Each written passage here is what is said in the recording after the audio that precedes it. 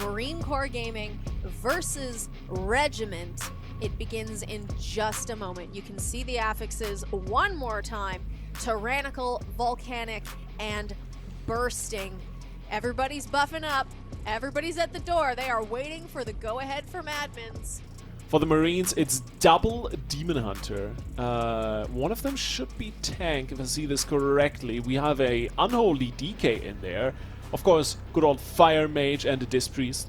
Solid lineup, especially the Demon Hunter is gonna throw in a literal boatload of damage, be it both AoE and single target.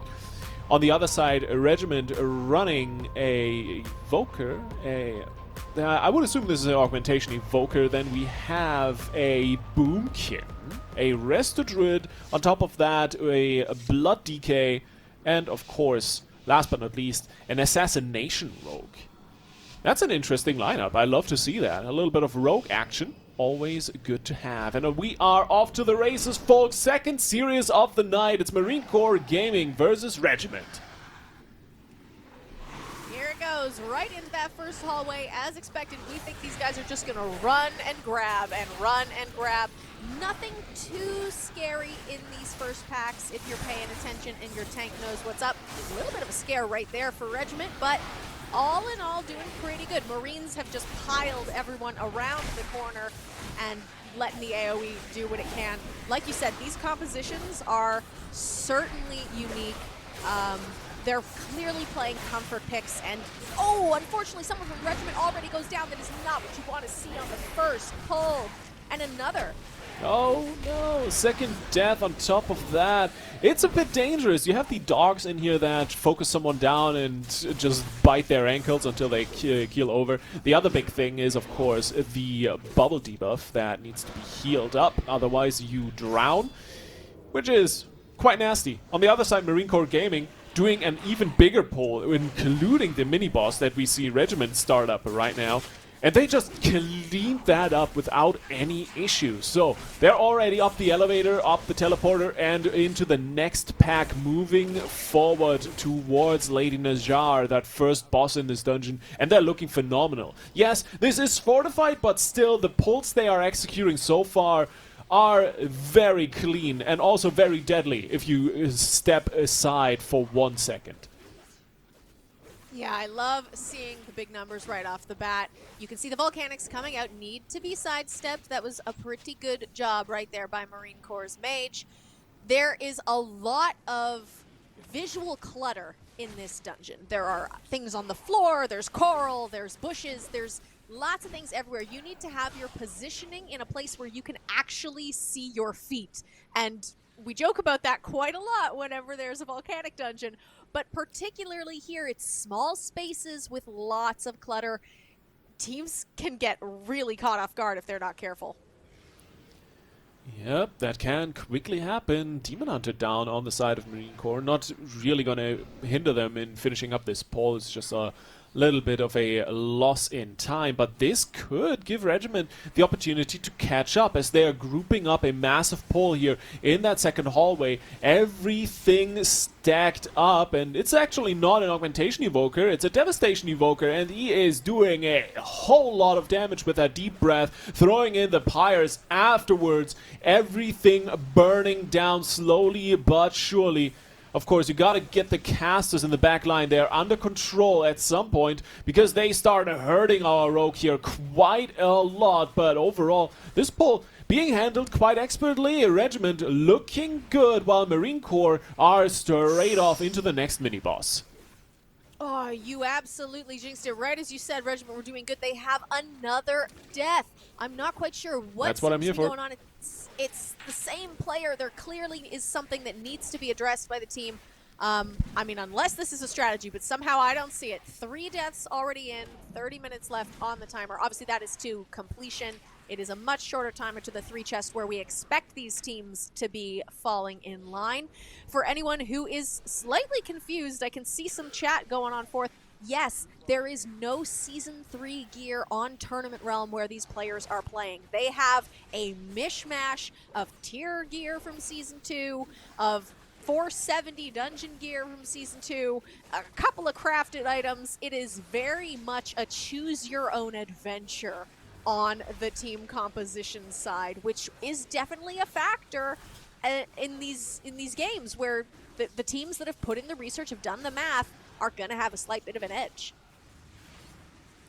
It will definitely help, as we talked about earlier already, right? This is a tournament format where preparation is going to benefit you more than ever. And so far, it looks like both teams here at least know what they're doing. I would assume that a lot of the trouble that's been had, especially on the side of Regiment, has to do with the bursting affix, because if you one-shot a bunch of these mobs in this packs, you easily go up to like 6, 7, 8 stacks, and that is something that's going to murder you on any key difficulty. It doesn't really care about what key level you are at. It's going to murder you on the 15 just as much as it does on the 22. So for now, they get to put that number up to 4 deaths, while on the other side, Marine Corps Gaming are deep into that first boss fight. It's tyrannical, yes, but they don't really care about that increased difficulty here. They're already down to 50% with the next ad wave coming through that you need to handle. Of course, there's 2 casters in there. There's the big tank ad that you need to take care of, but all in all, it's a good old group it up, bomb it off, and be done with it kind of encounter. I love that description of it. Bump it off and be done with it. That is certainly accurate. We get a lot of our favorite Naga characters hanging out in this dungeon. I'm just looking at Lady Najar to see... I'm trying to read her health, but everything is moving so quickly. Okay, she's already down to 30%. Regiment goes down, unfortunately, as well on the trash. Now, players are going to have to run back. There's a little bit of backtracking in the pathing of this dungeon. After you defeat Lady Najar, you head back, and the commander has decided to fall in and break the fountain, and then you can move on. But oh yeah, lots of AoE. He would not make a good landscaping company worker, you know. No, we actually went to get footage of this dungeon just the other day, and I thought, oh, it'd be great to watch his entrance. You know, he falls from the ceiling, breaks the fountain, it'll be super epic. No. This was Cataclysm, my friends. He lands, he kind of looks around for a second, and then the fountain spontaneously explodes. It's quite amusing. If you ever have a down moment in Throne of Tides and want a little bit of giggle, just hang out in the hallway while your team defeats Lady Naj and watch the boss's entrance. We might get a chance to see it here in this POV, but I don't know. Oh, skipping the cutscene. Look, can we see him through the doorway? Boom, there it is. And fountain explodes. Very nice. I would say animations have gotten a little bit more complex and involved in dungeons in later expansions. No, they definitely have. Nonetheless, it's still a tyrannical boss, so as goofy as he looks, there are some mechanics you need to take care of. Especially if you pull in a bunch of casters here, you gotta be on point with the AoE stops, with the interrupts, whatever you opt to use, and you gotta bait these puddles here. Big mechanic of this fight is the space denial that he's bringing in through these fissures. Of course, the knockbacks, you gotta be careful not to get knocked into those puddles, because they do quite a lot of damage, and every now and then they reform into a bunch of goop that tries to chase you down. If you hit it, knocks it back a little bit, but still similar, almost kind of feels like Yasma from Ataldazar, one of the other dungeons we have in this season. It plays very similar with the spiders, so blobs, spiders. I don't think the disconnect is too far off here, but all in all, it's a very straightforward boss that you just need to be a little bit careful with a few mechanics, especially if you got the hunt and you are charging right into the goop there. Demon Hunter down to half HP, but luckily they have a priest that is more than ready for any damage coming in. Yeah, their priest is doing some work. Unfortunately, we can't see the healing meter just under the side-by-side view, but the mage absolutely pumping. We have... Well, how much damage? Is that 150 million or is that 16 million? The numbers are a little... Okay, 16 million. I was like, how the heck 160 million damage is... That'd be a step too far. Going through this fight with, I think it's a solid 80k, no, 180k DPS, so This Fire Mage definitely burning some rubber here for the moment at least. And with the second boss down, halfway through this dungeon already, 9 minutes in, Marine Corps looking solid, with Regiment a little bit behind them. Yeah, currently Marines have to make their way through the stun gauntlet. Definitely an opportunity for lost time here. That was a little closer than I would like to see, but all it takes is just not looking at your surroundings and suddenly you lose a fair chunk of time while your team waits for you. Lady Naj is going down for the Regiment team, just a little slower than we'd like to see, but the guys have picked it up. This is a best of 3, so they will have a chance to redeem themselves if they do not manage to overcome the challenges that they are facing in Throat of Tides. But we have faith, and chat has faith. I can see a lot of love for the Regiment team in Twitch chat. Drop some hellos if you're here to support. Let us know which teams you're rooting for. There's so many of you, and this is a fantastic community of people all getting together to play some Mythic Plus. So make sure you spread the love. I know that the teams like to peek into chat every so often, so they can certainly use the boost of support. Here they go into that final pull, bringing it all the way over to the wall and the doorway, just like we expected. As you said, dealing with the goo is paramount on this fight, and it needs to be taken care of. No surprises here. But the Marines going down, not what we want to see. I believe that was the first couple of deaths. Yep, they have 3 deaths on their team now. Not a huge run back, luckily. Definitely could be worse, but there's still a lot of trash to clear before the next boss. Yeah, 1 or 2 more packs. We're getting into the kind of the Eldritch Horror segment of this dungeon. Of course, working our way to the Mindbender Gursha fight. Who's controlling a good old Draenei Shaman? And as I mentioned earlier already, on Tyrannical, this boss hits the tank like a truck, especially once the Wind Fury totem comes out. It does so much damage, so you're very reliant on your group focusing their damage nice and quick onto that totem, killing it off. And beforehand, well, the trash, as you can see, it can get a little spooky, especially if you have a little bit more of these watchers in a pull. They're just going to drag you in and try to slam you every now and then. And, well, there's some more CC to be brought into this pack if you want to survive everything. And, of course, lasers, oh my, everything in there. And, well, that can end very deadly, very quickly, even on a plus 15 non-fortified, as we can see. The Marines banking a few more deaths, but for the moment they are still in a comfortable lead as the second boss is slowly but surely dropping for Regiment. They're about, I want to say, a third of a boss fight and a full pack behind the Marine Corps at the moment, which is a substantial lead for the Marines, but nothing that they can rest their feet on, basically, as they're heading into the next boss fight. Yeah, that second boss went much better for Regiment than the first. I'm really curious as to what changed as far as which buttons were getting pressed, because that seemed like a lot more damage in a lot less time.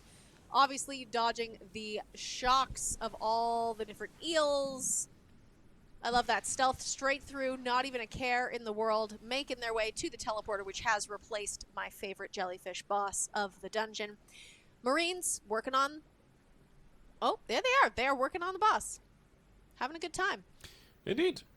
Having a grand old time. A little bit of dispels here on the flame shock that are going on for the healer. Otherwise, this boss really doesn't do too much. A little bit of movement every now and then. You can see the earth spikes coming out right now.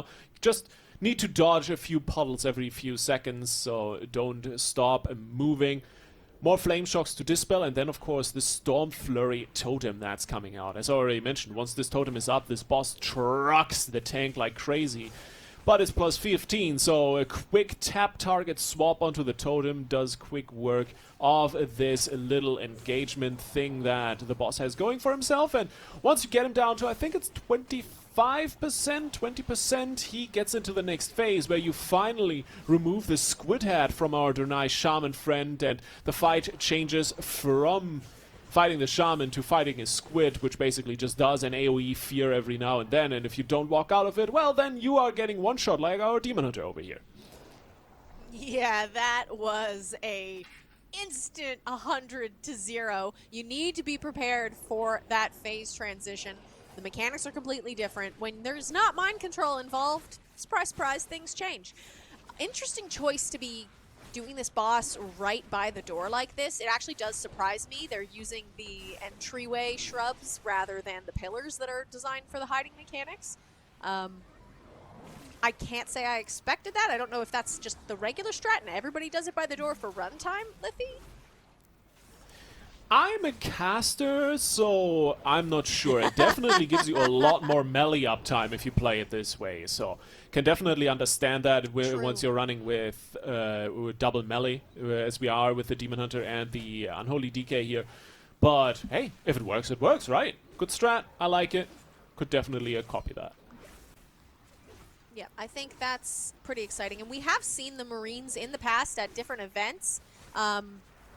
They're always willing to try new things, right? They're willing to try interesting comps. They're willing to try interesting routes. They're willing to try some crazy pulls. So I'll be very excited to see. I can see in chat some people saying that that is definitely the current strat on live. So, all right. I'm okay with that. Let's see what everybody else does. If everyone else is studied up, they are making their way into the boss room. Regiment slowly catching up. Like you said, about a third of a boss and a trash pack behind. Pretty consistent. There's still a decent amount of trash for the Marines to get through. Ooh. I don't know if it's going to be a 3 chest. And there is a tentacle slam. Ouch. A little bit of trouble here for Regiment's Rogue, but it's a quick run back. Should be able to release here in just a second. Maybe they're waiting for the combat ras to come through as well, but all in all, yeah, there's the run back just around the corner, so he's getting back into combat. On the other side, Marine Corps, this is the little bit more tricky gauntlet. Luckily, nerfed now, but you still have to deal with the sentries, a bunch of giblins, and of course, the ever-respawning little water elementals that hurt quite a lot, especially if you don't have a disease dispel in the group, which you luckily have thanks to the priest. But all in all, this is very much focused on interrupting cast, AoE stunning as much as you can, and then one-shotting the water elementals. Triple water elemental pull going on here? That is a bold move from the Marine Corps, as they want to finish this dungeon off quickly. All 3 elementals in here. You can see the swell damage is insane combined with the exploding water elementals. 3 deaths as the healer dies as well. Little bit of a run back here for the team. The tank, of course, can keep living and can keep going, but it's a run back, and you can see the corruptions are already flooding the hallway, and if you're not quick, then you're gonna get killed off before you even reach this next set of mobs that you are currently fighting. And the swell damage there, you can see it, our mage just getting executed cold on the run back. That's a rough position to be in. This is why this hallway is so damn dangerous, even in its nerfed state. Yeah, you can see kind of just creeping forward. These guys constantly come back. There's no clearing this. When you die, you bring more trouble back with you to the team. Luckily, it's not a crazy long hallway, and they are moving into the final boss room. A very dramatic question mark moment in the Vajir questline, shall we say. Neptulon obviously hanging out, ready to fight off the giant squid that you can... If you're looking up at the actual dome that you're fighting in, there's a very...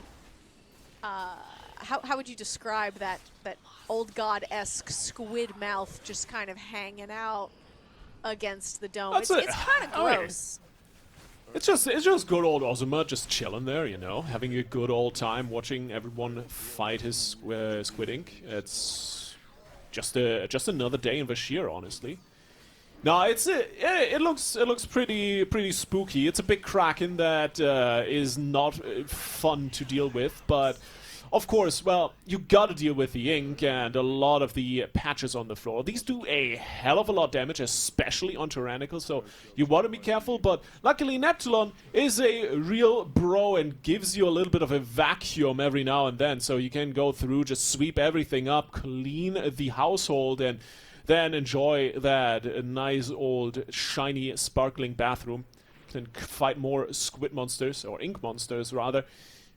And that's just rinse and repeat. At the end, he buffs you up once again. You get to fight Ozumut himself for a few seconds, do some big damage. But the big thing really is dropping these puddles properly, vacuuming them up afterwards. And in the meantime, the healer really needs to pay attention that no one dies off, because the damage here is quite substantial on Tyrannical.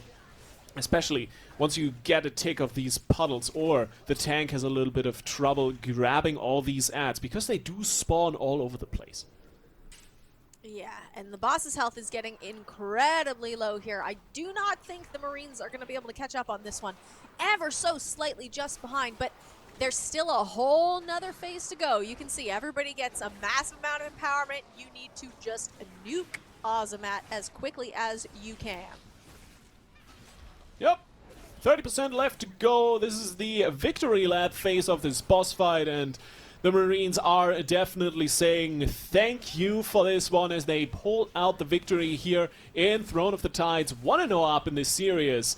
For Regiment, not the best start they were looking for, but still, decent performance, and definitely I can see the potential for them to come back in the rest of the series, because we have at least one more dungeon to go here. Yes. There is a lot of action still to come in this set right now. The Regiment team need to be informed that they have unfortunately been the slower of the two in this set, but we will be moving on to the next dungeon in the series, which will be Murazan's Rise. I am excited for this one. I really like the new Mega Dungeon. It's spicy, especially as a healer. It has its moments where you're really wondering, okay, how are we gonna do this? It's not quite Galakron's Fall with a double dragon towards the later part, but it definitely has its spicy portions. We already talked a little bit about the trash at the start of the dungeon. That's a little bit more time intensive rather than spicy to play. But once we get to the Infinite Time Ways and all the sand monsters, that's where it gets incredibly, incredibly nasty to heal, to tank, to interrupt. You gotta be on point with your CCs there, with the kicks and whatnot. So we'll definitely keep an eye out for that. And the part I'm most excited for, Marielia, the speedrun gauntlet. I cannot wait to see how good the teams are on that one. Yeah, this is gonna be a lot of fun. I feel like I'm always really mean when I cast, because I just keep telling everybody how much I want the teams to suffer. But, you know, it's entertainment, okay? It's classic entertainment from the days of our ancestors. These gladiatorial moments where teams go up against ridiculously, not over-tuned mechanics, that's not what I want to say, but they go against, you know, there's just a little bit of everything. As you said, your tank has to be ready, your healer has to be ready, your interrupts have to be ready, you have to be doing damage. There's just a lot to handle, especially in these newer dungeons, and it's always good fun. Yeah, and suddenly the tournament organizers are like, hey, you want to play Tyrannical Bolts during Waycrest? Are you not entertained? It's great. Look, it's good fun. We decided to pick the affixes based on their thematic value, okay? Throne of Tides, volcanic. We actually had someone say, excuse me, volcanoes in a water dungeon, and I was like, fun fact, most of the Earth's volcanoes are underwater, so totally thematically appropriate. Yep. It was a very vindicating moment for knowing a bunch of random trivia.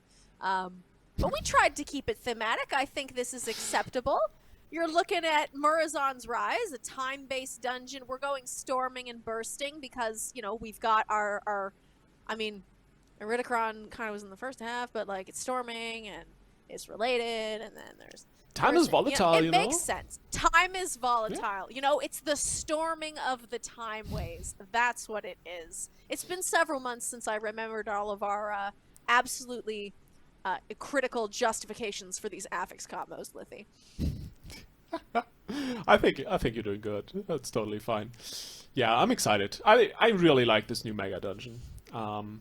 It has its ups and downs, certainly. I'm not sure how many of the players are big fans or not so big fans of Morchi. I really like that fight because it's really fun to play and quite entertaining. But on the other side, you also have the Infinite Battlefield, which, luckily, it's not tyrannical. Otherwise, that can go south very quickly as well. Yeah, that could be real bad, real fast. I'm just double checking this right here because I know I said it was fortified storming bursting, but all of a sudden I had this paranoid moment of like, wait, is that true? But no, it is. It is. I have confirmed with myself because I have a spreadsheet, and that Very is nice. correct. Beautiful. But yeah, You know, it's past also... Marialia did future Marialia a good favor with this spreadsheet. There you go. That's how it should be. Perfect. But it's also kind of a redemption moment for Regiment here, right? This is not the end of the line if they should falter in the second dungeon.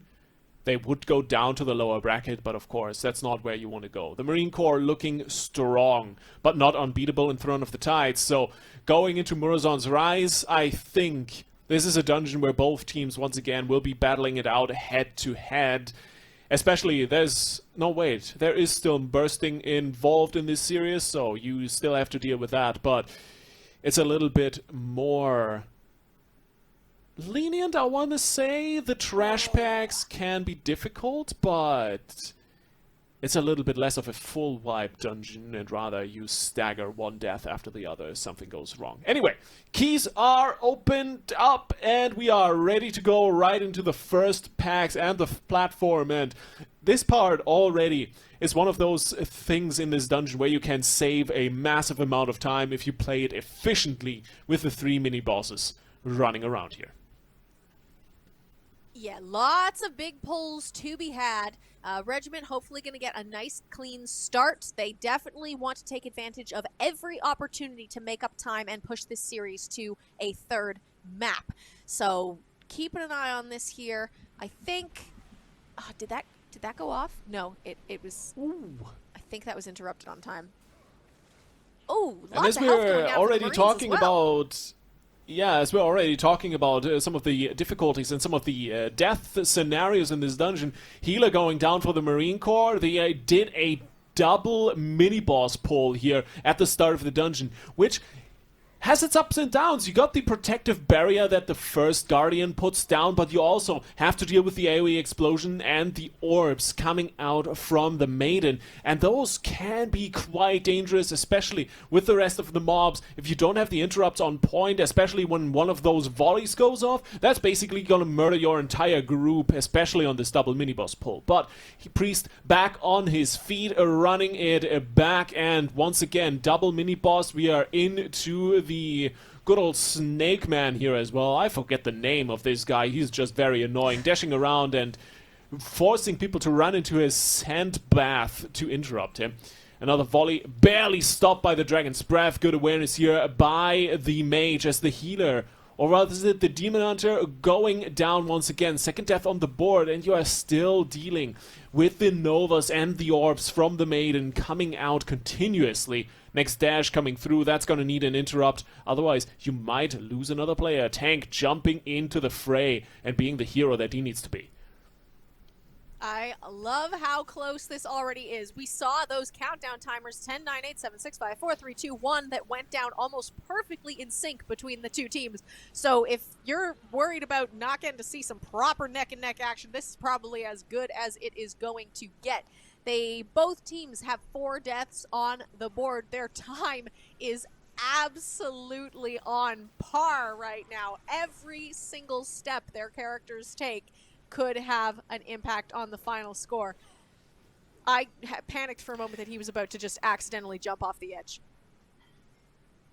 Well, he died before he could jump off the edge, so that's a little bit of the downside in this situation, but still, very close to each other, both teams. Regiment having a better start to this dungeon than they had to the previous one. Throne of the Tides was not that kind to them, but it's still very much a neck-and-neck scenario here. Rogue is back in the fray and back on point with the mini-boss dropping further down. There's a volley coming through, and you need your druid to be on point here, healing everyone up as fast as possible because the damage is absolutely insane. You gotta deal with this last mini-boss, and it looks like on the side of the Marine Corps gaming team, they've already done the mini-boss. They're only clearing up a little bit more trash, pulling some of the packs you don't usually deal with, just to get a little bit more percent in. I would assume they want to, make up some of the time that Tyr just needs to RP and yell at people and talk about how he now is serving the Infinites and no longer the Titans.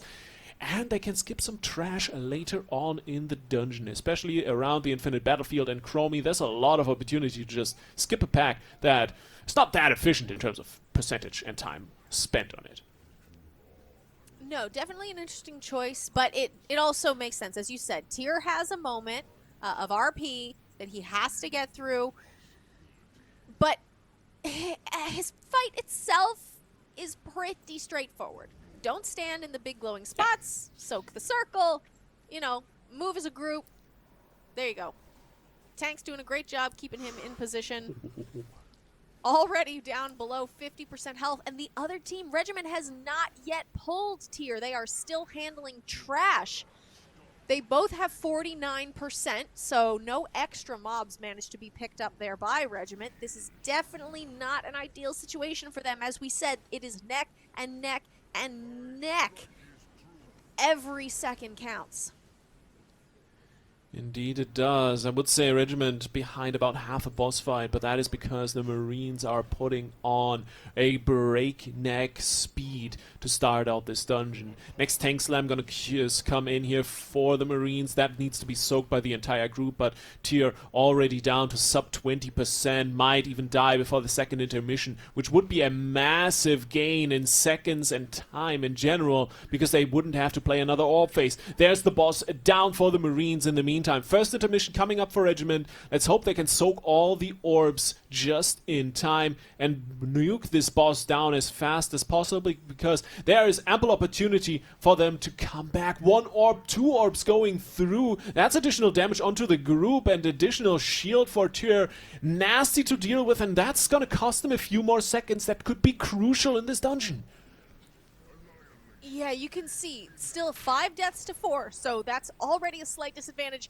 We've seen dungeons come down to the millisecond, let alone the 5 seconds, but Tyr goes down. They are keeping it close. That was a lot of damage from the Regiment team in order to make up the time they spent working on that trash. The dragon little mini-boss is finally being taken care of by the Marines, being pulled by Regiment, and then we have everybody's favorite room. Ah, the gauntlet. Oh my god, I love this thing so much. I really need Blizzard to put in like a world quest or something, you know? Maybe just parkour kind of courses similar to the Dragon Races, where you just have to go through things like this. Beautiful blink here out of the Sand Novas, but there is the infuriating back snipe from the orb casters. Sometimes they just put an orb right between your shoulder blades. Nothing you can do about it. It's just what happens, and then you get set back to the entrance. Luckily, well, you have a mage with blink, and there we go, zipping on through, clearing the gauntlet, and of course you can open the portal for the rest of your team. As we can see, there's already someone done with it. Charging that one up, it's opened the gateway for the rest of the team. In the meantime, it looks like Regiment starting to catch up slowly but surely. Oh, tricky situation. The rogue dipping, bopping, weaving left, right, and center. No, how did that not hit him? Clipping the sand wave just so slightly, dipping between the orb and the zone, making it through. Beautiful place coming out by Regiment here, and that is going to make up a few seconds at the very least. Oh my goodness, that was a first try rush. My heart. Wow, I cannot believe that they did not get caught in that run. But they are opening up the portal for the rest of their teammates. It's going to make a huge difference. They're probably at this point, maybe only 30 seconds behind the Marines, and that is easily time that can continue to be made up as they progress through. Wow, I'm so impressed. I'm clipping that run. That was certainly beautiful, but the big dangerous part of this dungeon is right in front of both teams. These double dragons, they're certainly nasty to deal with, but as long as your healer is on point and has the timing correctly on the Infinite Fury, they are more than manageable.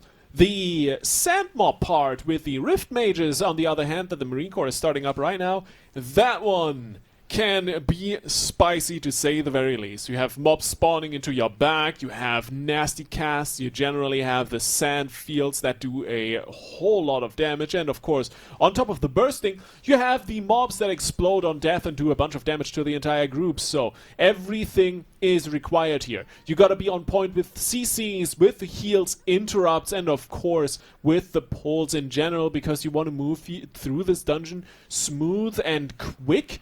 So the tank needs to have the right timing on the next mobs being pulled in, and of course the positioning, because you need to clear out the sand, you need to make a path for Chromie to these portals, to both of these portals, because otherwise she's just not gonna open up the way for you guys and you are stuck here until you cleared that sand, fighting more and more mobs. On the other side, Regiment now starting this segment off as well. It's just a few seconds that are separating these two teams. Fantastic runs so far.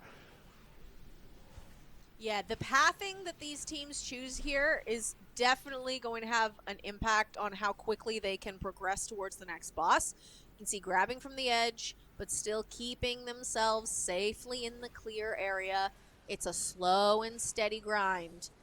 Definitely also interesting the fact that the Marines are running such a melee-heavy comp. That will 100% impact their ability to grab these adds and do what they want with them, but they seem to be just blasting through it. They came absolutely prepared for this room specifically, I think. It's looking definitely very good, and with the... oh my god, the anomaly is already dealt with. Yeah, you can see Chromie standing in front of the portal. I think they didn't move close enough to the other one, so that one didn't get triggered right away, but that should be done now. Yeah, there we go, there's Chromie, there's the channel, and they can move on immediately to the next boss. It looks like they're looking at the Infinite Battlefield as the first one. And, well, I'm curious to see if we get Lothar or Garrosh, not Garrosh, Grommash for this fight, but ultimately I don't think it makes a difference on a mechanical level.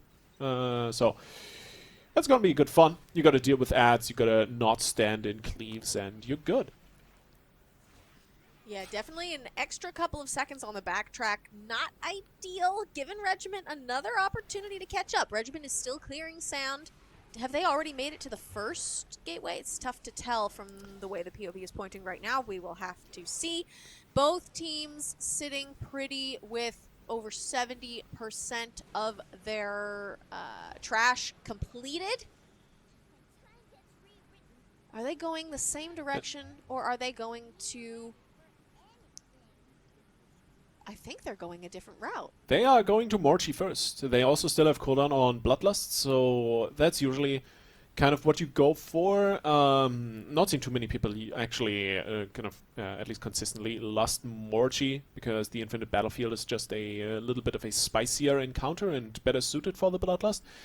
And Morchi, of course, also involving a lot of movement, the boss resetting and despawning for a second while she casts her duplicates and stuff like that, so you don't get as much value out of the Bloodlust. Another thing here for Regiment is the fact that they do not have a priest. They do have a rogue for Shroud, so they can at least get past this trash pack on the walk in, but they will have to deal with this in some sort of way on the way out. And of course, should they wipe, which I don't think they will, but it's always a potential, then they might have to play this trash after all. One way or another, Morchi is the next fight on the list here for Regiment. Meanwhile, on the other side, Marine Corps clearing out the trash in front of the battlefield, moving on to the Farseer, as we have the Horde version of this encounter, dealing with Grommash in his second. Yeah, both of these bosses getting pulled pretty well in sync with each other, actually, which is surprising given how, how much longer it took Regiment to clear the sand. But that's a weak aura I haven't seen before. That's a lot of Morchis on his screen. How does... Yeah, what? Well, I have never seen that before. I could not tell you. I am so curious. Luckily, let's see if it happens again.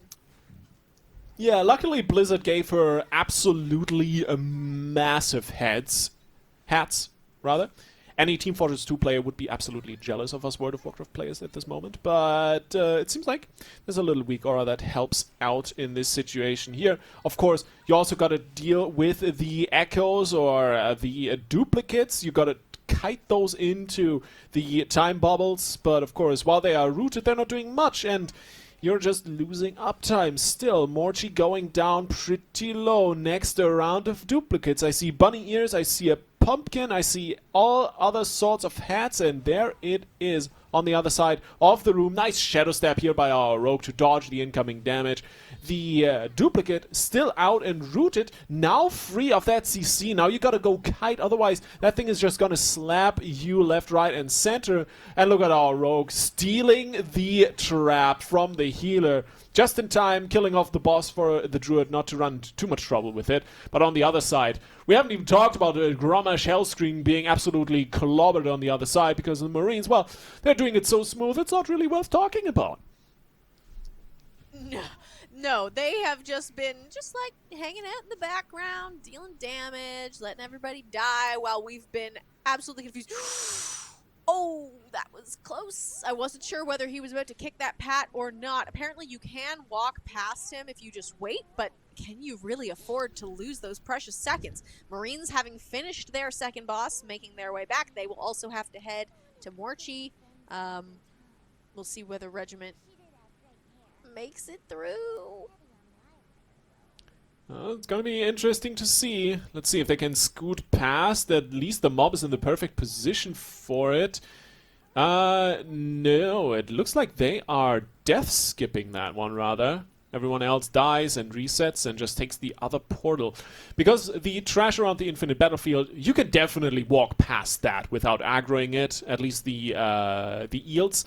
And if I'm looking at percentage, I do think they need to play the other pack anyway, so probably just gonna do that and be done with it. Meanwhile, Marine Corps, they're on the way to Morchi. They have a priest. They can mind soothe these mobs and just walk past them. So they're going to save some time over here. 93% on the trash counter. They will just run past this, not deal with it, and then just finish up the mandatory trash in front of Chronolod Deus. And that's the dungeon for them. A little bit of RP here with Chromie and Morchi before that boss fight spawns. In the meantime, Regiment moving on towards the infinite battlefield slowly but surely. There's a lot of running in this dungeon. Oh yeah.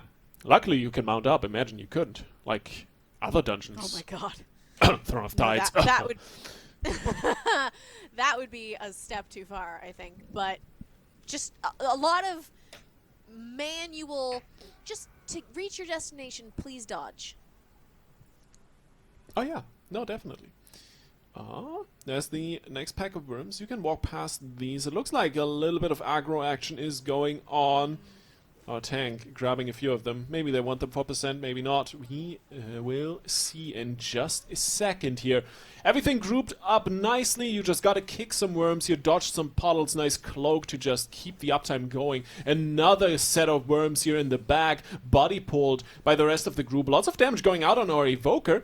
Druid needs to pump some HPS to keep everyone alive as the ticking damage and the lasers are just going out all over the place. It's rough once this pack gets out of control.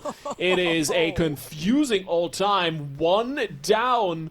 Luckily, that's in quote-unquote just the Demon Hunter. Sorry, one of the DPS.